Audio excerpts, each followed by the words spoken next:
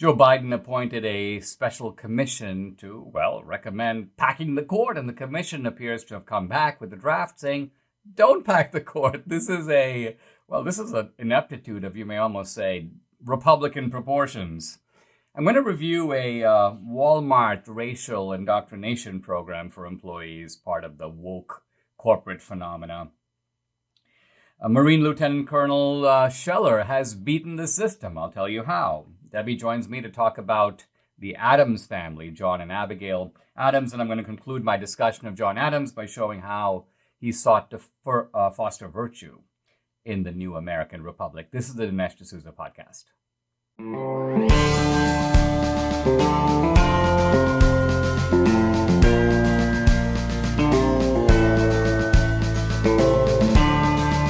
America needs this voice.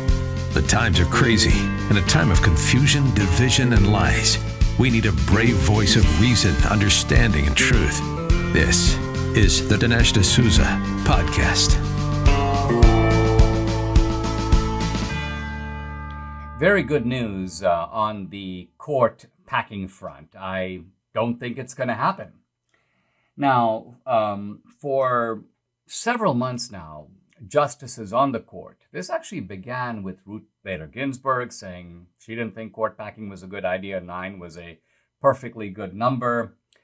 Subsequently, Justice Breyer. Now, let's notice that these are two very left-wing progressives on the court coming out against the idea of packing, and partly because they both have argued it'll destroy the independence of the judiciary.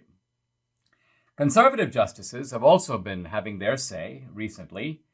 Samuel Alito, Justice Clarence Thomas, and also Amy Coney Barrett, all of them making perhaps a different kind of argument, but arriving at the same destination, namely, the court is not a partisan body in the narrow sense. Of course, it's political in that it's part of the political structure of our government, but it works in a sense separate from, and to some degree against, it protects rights against the majority. That's what it's there for. Now, Biden put together a commission that many people even called it the Court Packing Commission because they were so certain that it was going to recommend some form of court packing. The degree of packing, the pace of change, this was probably up for discussion and argument. But that the commission would come out and say, hey, let's pack the court, seemed almost indubitable, and seemed for sure. There were a couple of token conservatives on the commission, but in no way did they make up the majority. And this was almost like, having a sort of a Romney and a Murkowski. So they're there just to give some bipartisan legitimacy to what would end up being, it seemed, a progressive and a left-wing recommendation. But, and this is a huge but, the commission has released its kind of preliminary results. They're not the final results, but they, being preliminary, they're sort of an outline of where the commission is going.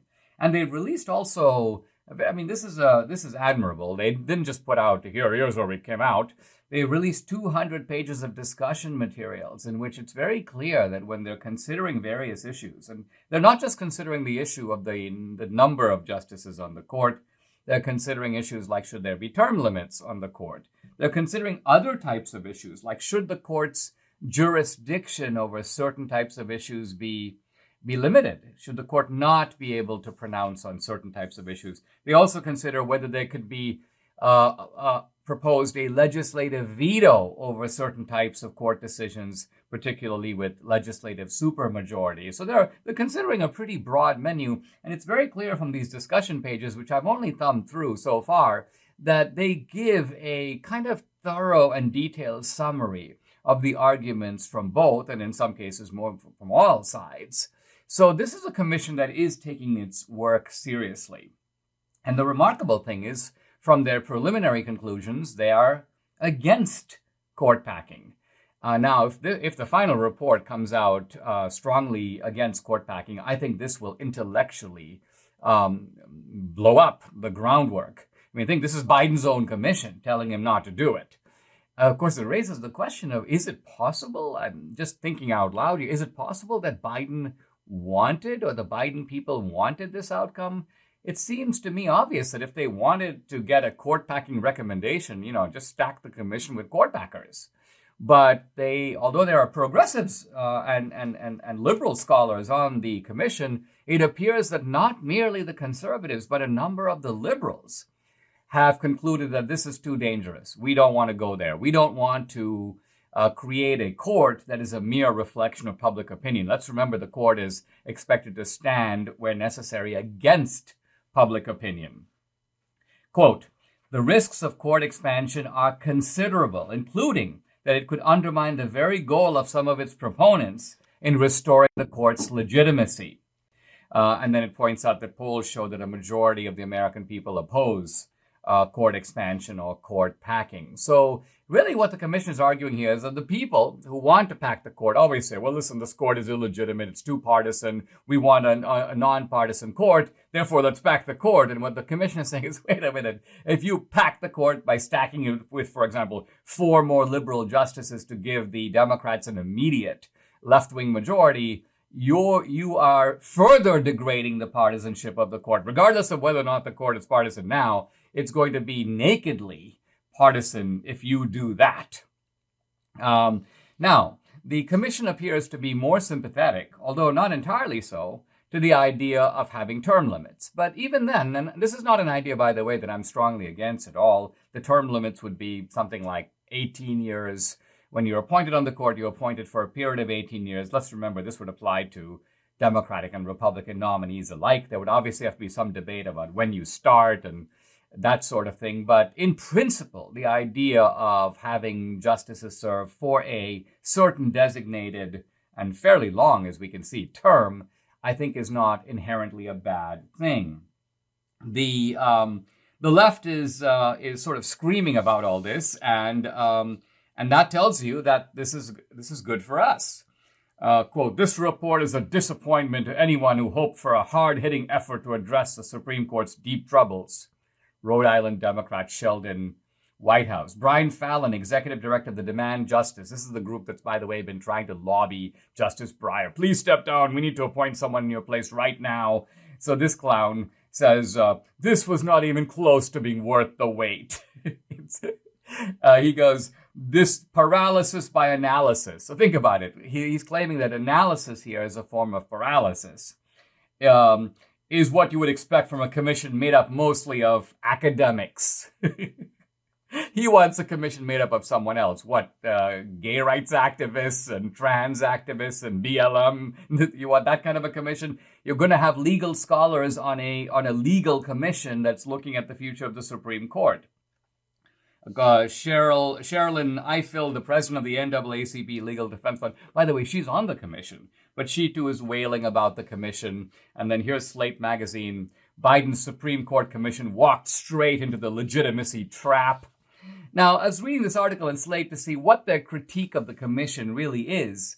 And it's basically that, quote, that the commission doesn't seem to recognize that, quote, the court is working to subvert democracy. And I sort of chuckled when I read that because I thought, wait a minute. What they mean, of course, is that the court is working to not simply be in sync with the democratic majoritarian process by going against what the majority wants on certain issues. The court is, quote, subverting democracy. But we don't have a system of direct democracy in that sense. We have a system of majority rule consistent with minority rights. And who's going to protect these minority rights if not the court? So the court, in that sense, is serving democracy, serving constitutional democracy by striking down majority rule when it is inconsistent with the Constitution. So you see the utter incoherence of what Slate is arguing. They're arguing for a conception of government utterly alien to the one that we have. And they don't seem to even understand what the purpose is of having a Supreme Court in the first place. Anyway, whether this is by Biden's design or ineptitude, the fact of the matter is we have a Biden commission that appears to be throwing its weight against the idea of packing the court. And for that, I think we can all be grateful. Can you have too many towels? Well, the answer is no. Certainly, Debbie and I answer no. We can't stop ordering MyPillow towels. We've replaced the towels in our house with MyPillow towels. But now Mike Lindell has a special we can't pass up, so we're going crazy and ordering more for us and for our family. Now, ordinary towels just don't seem to dry you anymore. They feel soft and lotiony in the store, but you take them home and they don't absorb. Why not? Because towel companies typically import the product and then they add softeners and make the towels feel good, but they don't dry you very well. Now, Mike Lindell has solved this problem, I can testify. He's created the best towel company right here in the USA. MyPillow has proprietary technology to create towels that not only feel soft, but actually absorb and leave you feeling fresh and dry. MyPillow towels come with the MyPillow 60-day money-back guarantee. For a limited time, Mike is offering a ridiculously good deal on a 6-piece towel set, which includes 2 bath towels, 2 hand towels, 2 washcloths, all made with USA cotton, soft yet absorbent, regularly $109.99, but now $39.99. Great deal. Call 800-876-0227. That's 800-876-0227. Or go to mypillow.com, but make sure to use promo code DINESH, Dinesh. It may seem a little paradoxical to discover that Walmart, yes, Walmart, founded, by the way, by a very conservative family, this company, which is, by the way, headed by a white man. His name is Doug McMillon. He makes, by the way, $22 million a year. It has a 9-member board that runs Walmart. 8 of these 9 members are white. There's just one guy who's Asian Indian. He's the technology officer, a guy named Suresh Kumar. Now, why would a company that is kind of white at the top, run by this guy, Doug McMillon, want to go woke? I want to argue it's precisely for this reason. In other words, what seems paradoxical actually makes complete sense. The reason Walmart is going woke is because the CEO and the top guys who are white and who are making tons of money want to insulate themselves from criticism that they are making way too much, that the ordinary Walmart worker is only making, $15 an hour, $30,000 or $40,000 a year. And so the way that these guys at the top protect their privileges and insulate themselves from media attack is they browbeat those very poor employees and subject them to racial indoctrination because they have to take fictitious blame for crimes they never committed, all under the guise of fighting systemic racism. Frankly, if there's systemic racism at Walmart, it's coming from these guys at the top. They're the ones who should step down. They're the ones who should resign. But rather than resign, they're like, no. We're on the woke side. We're gonna browbeat the rest of you in order to protect our privileges and make you take the brunt of it. So not only are these guys being poorly paid at the bottom, not only are they perhaps being mistreated in the workplace, but now they have to listen to mind-numbing sessions of racial indoctrination that demonize them morally. You're a white guy, you're evil, even though you did nothing. Nevertheless, so this is the sick game that is being played throughout corporate America, and I'm sorry to say that Walmart has joined this disgusting operation. Once again, the Walmart cover is blown by Chris Rufo in City Journal. He talks about a program that began in 2018. Walmart, in conjunction with the Racial Equity Institute. This is a Greensboro, North Carolina operation, based on critical race theory. More than 1,000 employees have been trained in this program, including a lot of the top brass. So the premise of it, and you see right away from the premise that you're dealing with absolute nonsense. The United States is a, quote, white supremacy system. The whole country, designed by white Europeans for maintaining, quote, white skin access to power and privilege. That was the point of creating the country. And whites are therefore subjected to, quote, racist conditioning that indoctrinates them into, quote, white supremacy. Now, first of all, when you make these kind of broad accusations, the question becomes, well, let's see some evidence of this. Let's see some evidence of this indoctrination. Well, obviously there is none. So they resort to what can only be called patent absurdity. They say things like, let's list a bunch of qualities that denote whiteness. Let's see what those are. Quote, individualism. Quote, objectivity. Quote, defensiveness. So when you're attacked, if you become defensive, hey, listen, don't call me a racist. That's evidence that you actually are a racist. Power hoarding. power hoarding, objectivity. The worship of the written word. So in other words, the idea that we can write things down and they're a little more clear than when we just say them, partly because other people can read them and interpret them.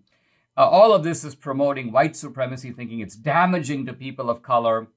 And they say that these racial minorities, when they're subjected to such things as objectivity and written arguments, they, quote, have lowered self-esteem.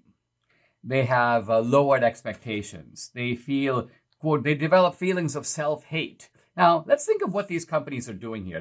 These companies have been practicing affirmative action for a generation. They've been elevating people who are less able than others just because of the color of their skin into positions. Naturally, those people are not as good as their peers because they have been promoted on more limited abilities and more limited performance. And so they develop a feeling of low self-esteem. Maybe I'm not as good as everyone else. Well, probably because that is a guaranteed result produced by affirmative action.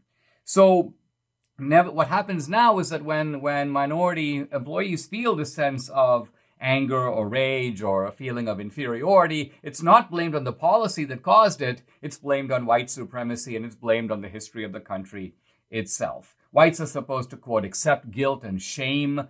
One of the phrases that I thought was particularly amusing, white is not right. White is not right. And so this stuff is going on, I think, in depressing fashion across the country. I'm sure that employees are taking it because they don't have a choice, but they're not happy about it. And once again, I hope that they recognize that this is being pushed. Well, it's being pushed by their corrupt bosses who, as I say, don't want to talk about their salaries. Hey, Doug McMillan, what are you doing for this company besides having meetings every day that entitles you to make $22 million a year? Who are the guys on the corporate board, perhaps appointed by you, that have assigned to you this gargantuan salary? Explain to us why you're making, 1,000 times the salary of an ordinary. They don't want to do any of that. Oh, no. I'm woke. Let's all sit down, hold hands, and start talking about white privilege. So this is a terrible thing that's being done, and the workers, the ordinary guy, is made to pay the price. To cover for, if you will, the perks and privileges of the people at the top. Stop paying for Verizon, AT&T, and T-Mobile's political and social initiatives. Stop paying for their thousands of retail stores across the country that you never go into. PureTalk doesn't charge you for any of that fluff. Instead, they give you excellent 5G coverage on the same 5G network as one of those big guys. That's right, with PureTalk, the average family saves over $800 a year. I made the switch, and you should too. You can keep your number, keep your phone, or get huge discounts on the latest iPhones and Androids. I got this Apple 12 from them.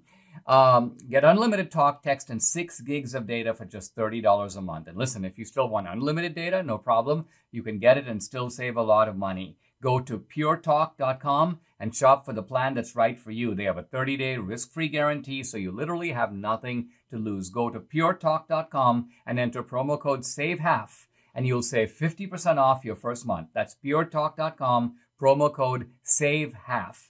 PureTalk is simply smarter wireless. You remember Marine Lieutenant Colonel Stuart Scheller. This is the guy who went public and spoke out against the ineptitude of the generals in the wake of the botched Afghan operation. This is a guy who was not afraid to call out the military leadership. This was in the immediate aftermath, let's remember, of 13 U.S. servicemen being killed in Afghanistan, a completely preventable disaster. And so the American public was watching appalled as the Biden administration was handing over lists of Americans and Afghan allies to the Taliban, giving the Taliban control over Kabul while the U.S. government maintained control just of the airport, shutting down the Bagram Air Force Base. I mean, just one calamitous, almost deliberately horrible decisions, one on top of the other. And so this poor guy, Stuart Scheller, goes, what's up? I mean, I'm being held accountable for what I do. Why don't we have some accountability at the top level? A question that I think all of us are asking. And so, sure enough, they lock this guy up, throw him in the brig. They're trying to go after him in a trial. And, the judge, Glenn Hines, this is a military judge, by the way, takes a look at the case, and I think he got the picture. And so what he does is he goes, yeah, you know what? We can't have military people who are insubordinate, who call out the military as a top-down operation. And so he fines Lieutenant Colonel Scheller $5,000. And he says, look, the Secretary of the Navy can decide whether he gets an honorable discharge or a general discharge under honorable conditions. Now, the defense that represented Scheller is delighted. They go, we're happy with the sentence. It was an appropriate reflection of what Lieutenant Colonel Scheller did. And I think the defense was exuberant for two reasons. One is, of course, that the military was trying to sort of really teach this guy a lesson. They were hoping for a severe penalty, but they didn't get it. But more importantly, the judge actually criticized the government. He goes, first of all, the Marines were leaking information about this guy and about this case to a military publication. He goes, this is terrible. This needs to be investigated. So he didn't demand an investigation, but he said, the judge said, that this is something that should be looked into. And second, he spoke out about the severity of the pre-trial confinement. Here's a guy awaiting trial. Is it really necessary to lock him up? Why? What was the reason for that? So this is, I think, a good outcome, because what it shows is that the judge got the picture. The judge realized that this was a kind of political hit on a Marine who was reacting admittedly outside the bounds, but doing so under understandable conditions. If only this kind of framework could be applied to January 6th, we'd have a lot better and more reasonable and fairer outcomes, I would say. Now, when I heard that this guy had been fined $5,000, I was about to pay it myself. But then I actually looked up, I remembered that there was some sort of a GoFundMe to raise money for Marine Lieutenant Colonel Scheller. And I found out that this campaign has raised $2 million, which is great, because the way I look at it, I'm not a math major, but here's Marine Lieutenant Colonel Scheller. He gets $2 million. He owes a $5,000 fine. $2 million minus $5,000. He's still net up $1,995,000, which is to say that this is, on the balance, a big win for Scheller and a big win for our side. And it's a big win for our side only because it's a blow to a woke military that was trying to punish this poor guy excessively for what he did. And this attempt to go after him does not appear to have succeeded. Have you ever browsed the internet in incognito mode? It's not as incognito as you think. And why would it be? Incognito mode is a Google product, and Google has made its fortune by tracking your movements online. There's even a $5 billion class action lawsuit against the company in California where it's accused of secretly collecting user data. Google's defense, incognito doesn't mean invisible. So how do you actually make yourself as invisible as possible online? Well, you use ExpressVPN like I do. Turns out that even in incognito mode, your online activity gets tracked. Data brokers still get to buy and sell your data. One of these data points is your IP address. Data harvesters use your IP to uniquely identify you and your location. But with ExpressVPN, your connection gets rerouted through an encrypted server and your IP address is masked. It's super easy to use. Tap one button and you're protected. So if you really want to go incognito and protect your privacy, secure yourself with the #1 rated VPN. Visit expressvpn.com/Dinesh. You'll get 3 extra months for free. That's expressvpn.com/Dinesh. Go to expressvpn.com/Dinesh. I don't know if you've heard of Boston Pride, but Boston Pride is the largest LGBTQ organization in the New England area. Every year, these are the people who would organize a massive kind of rainbow or gay pride parade in Boston. And they've been doing it for many, many years. And as a result, they've become, I don't know if you can call it a mainstream institution, but close to a mainstream institution in the New England area. But kind of incredibly, Boston Pride is no more. The organization has dissolved itself, kind of like the Soviet Communist Party did in 1992. They abolished themselves. Now, why they did that is a story to itself, and it's a story quite well told in the magazine Quillette.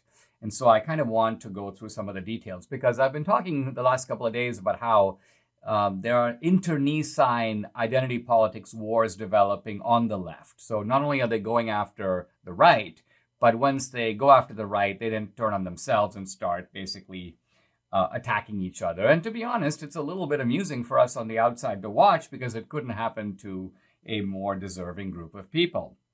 So what happened is that in 2015, as a result of the Obergefell decision, gay marriage was legalized. And Boston Pride, in a sense, had won one of its greatest victories. The state was required to issue marriage licenses, and so there was a kind of celebratory mood at Boston Pride. But this is when they were sort of ambushed by a group of Black Lives Matter activists who basically said, quote, it's time for the LGBTQ community to basically adopt the racial agenda. I'm now quoting from the activists who had a statement. They go, it's the duty of the entire LGBTQ community to stand united and prove that all our lives matter. You've got marriage. What do we have? So the basic idea here is enough of your agenda. Take up our agenda. And they wanted a pride board to be as diverse as the community. They were objecting to the fact that the parade was held in downtown Boston, which they said is an area that, quote, excludes communities of color. And so Boston Pride is right away now on the defensive. Things get worse in the next year, 2016, because Boston Pride chose a police officer, a guy named Anthony Imperioso, as the parade marshal. And of course, since the Black Lives Matter activism was, defund the police are the problem, they were outraged that a police officer was leading the parade. Now, of course, Boston Pride pointed out, listen, we've actually got good relations with the police community, with the corporate community in Boston, so we don't have any reason to exclude these people from the parade. But no, so you have a clash here over the presence of a police officer. 2018, another activist group, this is called No Justice, No Pride, is angry because the Israeli consulate was present at the march. They were angry that there were a number of corporate sponsors of the march. The activists, of course, who were beleaguering Boston Pride are anti-capitalist, and so they're objecting to the fact that the Pride March has been sort of corporatized. It's got all these sponsors. It's not, in other words, on the activist cutting edge. And so they demanded that all the Boston Pride directors resign en masse. Now, the Boston Pride directors were trying to meet the demands of these different activist groups. In fact, at one point, they shelved all their events, and they hired a consulting firm run by two guys, Judah Abijah Dorrington and Laverne Saunders. So they bring in these outside consultants. They say, listen, help us to figure out a way to accommodate all these racial demands on us. And then, of course, a new set of demands began to emerge with the trans. The trans people said, basically, we're not going to march in Boston Pride. We're going to have a trans resistance march against Boston Pride, because Boston Pride needs to do all its events that are basically embracing, if you will, the trans cause. A cause, by the way, that you should know is controversial in the gay community because in the gay community, the idea is, hey, listen, I'm gay because I am this way. This is not something I've, quote, chosen. This is not just merely an option. This is the way that I am. So these battles go on, and finally, Boston Pride realizes there is kind of no way forward. Every attempt to sort of accommodate the BLM activists and the trans activists only leads to more demands and leads to more criticism. And so even a partial surrender to these groups is not enough. So finally, the woman who was running a Boston Pride basically said, listen, enough. I'm out of here. Her name was Linda DeMarco. She says, I'm going to resign as board president. I can't basically fix this. These are people kind of at each other's throats. And then finally, the other board members decided, listen, we can't fix it either. We're in the same position. And so essentially, New England's largest LGBT parade is now kind of in limbo. The organization that put it on is gone. All the sides, by the way, are calling each other vile names. They're accusing each other of being extremists, of being immoderate, of not listening to reason. And the thing is, I think they're all right. They're right in what they say about each other. Of course, they're not right in the pompous opinion they hold of themselves. They all think that they have they are in the right and everybody else is wrong. And so this is a spectacle. I mention all this, and I'm essentially relaying the reporting from Quillette because it's a little metaphor for what will happen to America if we submit completely to this woke ideology. The first battle is, of course, against the heterosexual white male. But even after that guy is put to the side, then all the different minority groups start fighting with each other. They start tearing each other apart because, after all of them want to be at the top rank of the totem pole. All of them want to be the ultimate victim. All of them are claiming the highest rank of intersectionality. They're not just discriminated against. They're two-furs and three-furs. And wait a minute, I'm a four-fur, meaning I'm fourfold victim of discrimination. So it's actually a tragic and in some ways a comic spectacle. And I, for one, from the outside, I'm sort of enjoying it. Debbie and I are really excited about the home security system called Vivint. We showed it to my stepson, Justin, who just bought a home, and he goes, "Wait, I want that." He has it now and loves it. When it comes to our family, it's important to have the best.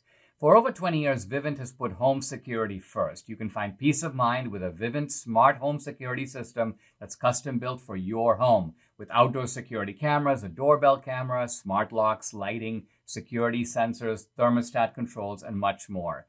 But don't take our word for it. Both USA Today and US News picked Vivint as 2021's best overall home security system. And TechCrunch says, don't do it yourself. Your smart home security system, the pros at Vivint are totally worth the cost. Vivint's renowned Doorbell Camera Pro not only notifies you when packages arrive, when it spots someone trying to take a package, it activates an LED ring and speaker, letting potential thieves know they've been caught on camera, sending them running.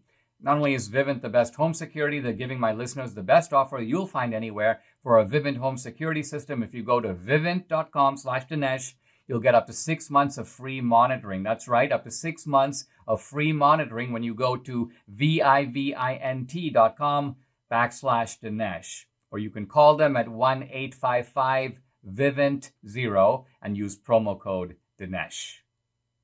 Interesting reports in the New York Times and elsewhere that in Haiti, 17 Christian missionaries have been kidnapped en masse in one shot by a notorious gang. I don't know if they've been kidnapped for ransom or just kidnapped out of a sense of vendetta. But these 17 missionaries, they're mainly Amish and Mennonite and Anabaptist missionaries. The group is called Christian Aid Ministries, and they're in Haiti. And, let's pause here for a moment and recognize that Haiti is a kind of disheveled country in chaos. It's always been in chaos, but it's in even more chaos since the assassination of the president, Jovenel Moise. This is a guy who was killed. They still haven't solved the murder. You now have rival factions in Haiti. Everyone basically claims, you killed him, no, you killed him, no, you killed him. And so as a result, there's a jostling for power. And the result of it is that these marauding gangs now run the streets, particularly in Port-au-Prince, the capital. And so, it's a little reckless for these missionaries to come sauntering in. There's a reckless audacity. Now, I'm sure the missionaries thought, listen, we're doing the Lord's work. We recognize that carries risks. And so I understand the bravery of what they're trying to do. But at the same time, they're in an environment where this kind of thing does happen and happen frequently. Now, the gang that has kidnapped them is called the 400 Mawozo. So it's apparently a notorious gang. They kidnapped 5 priests and 2 nuns earlier this year. So this is their MO. This is what they do. They also, by the way, kidnap businessmen. They kidnap police officers. Kidnapping is kind of what they do. And so I'm thinking to myself, these are the Haitians, by the way, that we're letting into the United States. These are the people showing up at the border. And, of course, the Biden State Department, and it's kind of very characteristic, these are mostly peaceful people. These are people just looking for a better way of life. And it could be that some of the people who come are fleeing this kind of violence and disorder, but it could also be that some of them are perpetrators of it. And I don't think we have any way to know the difference. There's no vetting system that we have that can track who these people were in Haiti, what they did in Haiti and what their lives were like and whether or not they pose a real danger to America or not. And yet here they are showing up all over the country. They're put on buses. They're put on planes. There are thousands of them already here with more on their way. The other thing that's striking is that when they go to the Biden administration, the press does to find out what's going to happen to these guys that are now kidnapped, the answer is, well, we don't really know. So this to me was as startling as anything else, because it's pretty clear today that if you are a U.S. citizen in the Biden era and you go to another country, you're kind of on your own.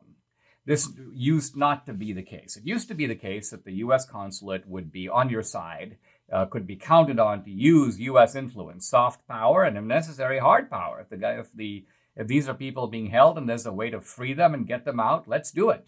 But no, the Biden people don't think that way. We saw very clearly in Afghanistan that their view is, hey, if we are left behind, we'll try to send you an email and perhaps give you some guidelines about how you might be able to find your way out, but it's kind of your responsibility, not ours. And the same attitude here. So this is a real turn. It is an undoing of American exceptionalism, because something that Americans, perhaps uniquely in the world, could count on is something that we can't count on any longer, at least not with a Democrat in the White House. Inflation's getting hot, right at the highs of the last couple of decades, and now the Democrats are trying to push through another massive spending plan, $3.5 trillion. So if you think money grows on trees like our government does, well, just keep living in ignorance. But if you're freaked out as I am about the impact this additional spending is going to have on already high inflation, now's the time to protect your savings. Diversify a portion of your savings into gold and silver with Birch Gold Group. If you haven't reached out to Birch Gold to diversify part of your IRA or 401k into a precious metals IRA, do it today. I buy my gold from Birch Gold. They have an A+ rating with the Better Business Bureau, countless 5-star reviews, and thousands of happy customers. Talk to them. Have them help you safeguard your investments. Text Dinesh to 484848 to claim your free information kit and to speak with a precious metals expert on holding gold and silver in a tax-sheltered account. Again, text Dinesh to 484848 and protect your savings today. Guys, as I've been talking the last few days about John Adams, Debbie's been scouring and learning more about the Adams family and reading some of the letters between John and Abigail Adams and giving me these sort of delightful and interesting tidbits. Let's begin by talk a little bit about their daughter and her misfortune. So this being October being National Month for Breast Cancer, Breast Cancer Awareness Month, October. We all wear our little pink ribbons. I've had friends succumb to breast cancer. So this has been an issue for me for a long time. But I was really surprised when I found out that their daughter, Nabby, had breast cancer. She was diagnosed with breast cancer in 1810 and underwent a radical mastectomy in 1811. Unfortunately, the cancer had spread. As you can imagine, they didn't have any kind of technology, nor did they have any kind of anesthesia back then. So you can only imagine the pain and torture that poor woman and they were doing went primitive bleeding Absolutely. and other sorts of treatments. So anyway, despite surgery, cancer, took over her body, and she died at the age of 48. So John Adams and his wife Abigail, they had a lot of personal tragedy, and this was one of them. She was 48 years old, left behind children. So this was a very sad chapter in their life. Let's talk about the relationship between John and Abigail, because it was they were very close. They had a barrage of letters between them. Over 1,000 letters. Over 1,000 letters. Over 1,000 letters between them. But this also shows that this was a marriage in which John Adams was often away, right? He was away in Philadelphia. He was away in Washington, D.C. He was away in Europe as a diplomat. So for months at a time, he was gone. He'd come back for a short time. He's gone again. So strangely, letters become a way of their relationship. Yes. Yeah. And he would always, they would always say, "My dearest friend." That's how they would address their letters. They both would. My dearest friend. But what people maybe don't know, unless you really have studied Abigail Adams and what significant role she had in the founding, she played a very significant role in his political life. And I don't know that he would have become vice president and president without her, because she had a discernment that he alone did not have. And she would advise him on this person and that person. And a lot of times in their letters, she would say H, Mr. H, which was Hamilton, right? Mr. J, Jefferson. And so she really, I think of all these men, she really enjoyed speaking with and conversing with Jefferson because intellectually, she was right there with him. She was a very smart woman. And even though she didn't have any formal schooling, she was just really smart. She was kind very of ironic. savvy. Jefferson was, of course, the great rival of Adams. They Right. had a very bitter fight in 1796, which Adams won and became the president. But they had another bitter fight in 1800, which Jefferson won and went on to 2 terms. Yes. But you said that Abigail sort of admired Jefferson, maintained cordial relations, even when his relations with Adams were frayed. Right. She always thought that he was in it for the right reasons, whereas with Hamilton. Read what she says about. Yes. So basically, she says that Hamilton is a man ambitious, is as ambitious as Julius Caesar, and his abilities would make him dangerous if he was to espouse a wrong side. His thirst for fame is insatiable. So she kind of knew that he was in it for himself, that he was he was a narcissist. He was very ambitious. And so she kind of, let him know. I mean, the interesting thing about Adams was a man, incorruptible, but he was also, in a way, a little vain, a little blind, right, to other people. He was extremely naive about people. He really never really understood what made them tick, but she did. And she guided him and advised him. And actually, I wanted to read something that was really amazing. This is when John Adams became president. And he was just bombarded with all this stuff. I told you this morning that I was kind of like intrigued by the whole White House thing when Washington moved out of the White House and John Adams moved in. It was like the whole place was a dump. I mean, they had no china, they had no linens, they had no carpets, no chairs, nothing. And John Adams goes in there and he's like, "Oh my goodness, what have I done?" I mean, and here's a guy, earning, you said 25,000 a year. So he was really taking a pay cut being president, but he couldn't tell anybody. He didn't want to tell anybody, but he confided in her. And of course, war was about to break out with France and I mean, all of this stuff. So anyway, so he writes her and he says, "I must go to you or you must come to me. I cannot live without you." So he was saying this to Abigail. And then here at the bottom, he says, "The times are critical and dangerous, and I must have you here to assist me," he told her. "I must now repeat with a zeal and earnestness, I can do nothing without you." And here's a woman who is not only raising a family, but managing a farm, doing the family finances. Yes. And also trying from a distance to keep her eye on what's going on in Washington. Yeah. So she really was, when they say the woman behind the man. Hint, hint. Well, I mean, she knew that in that era she couldn't. You're like trying to move quickly on. I think you're trying to convey that some of these qualities, some of this naivete about human nature is that also... too, and also just the ideas that I feed my husband that go unnoticed, those kind of things. I'm like, oh my goodness, Abigail, wow. Are you saying that my trenchant observations and you go, wait a minute, weren't we talking about that this morning and didn't I drop that idea? Yes, well, that does occur. So anyway, so reading about Abigail and her relationship just kind of, reminded me a little bit about ours. Just saying. So, yes, anyway. It does.